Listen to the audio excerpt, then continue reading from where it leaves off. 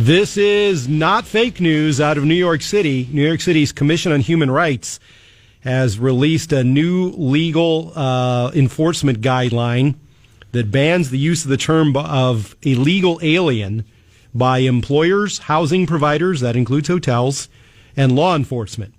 Violators can be punished with a fine of up to $250,000 per offense. Hans von Spakovsky is on the WHO Radio Newsmakers line. He is a First Amendment expert and rejoining me this morning. Hans, always great to talk with you. Good morning, my friend. It's good to see you again and talk to you, too. So, Hans, look, if somebody, I'll say this, I am of Sicilian descent. And so if somebody says WAP, they are trying to denigrate me. I totally get it. It doesn't bug me, but, I'm using that as an example.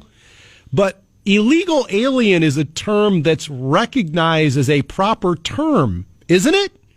It absolutely is. In fact, the term alien, the term illegal alien is used in different places in the federal immigration statutes. And there's a whole long string of cases, including by the U.S. Supreme Court, where they refer to aliens who are unlawfully in this country as illegal aliens. So you're a First Amendment expert, Hans. I mean, ultimately, doesn't this come down to that fining people for using terms is illegal? I mean, it's unconstitutional, isn't it? Yes, it certainly is. I mean, it's like George Orwell's 1984, the novel, has come to New York City because they are trying to punish you for using totally legal terms. And look, this is part of this long campaign by open borders groups and pro-illegal alien groups. Look, they've been waging a propaganda war to convince the media and other people not to use the term illegal alien. They want you to use the word undocumented immigrant because that disguises and hides what's really going on here, which is you've got an alien who's in the country illegally. That's it, Hans. Isn't there's been an ongoing war as far as the verbiage to take out any reference to the behavior being illegal? That's at the heart of all of this, isn't it? That's exactly it. And like I said, it's really a propaganda war. Well, it's one thing to convince a media organization to do that, but it's quite another for a city agency, in this case the Human Rights Commission in New York, to actually go against somebody and fine them. I mean, $250,000? Yeah. That's unbelievable.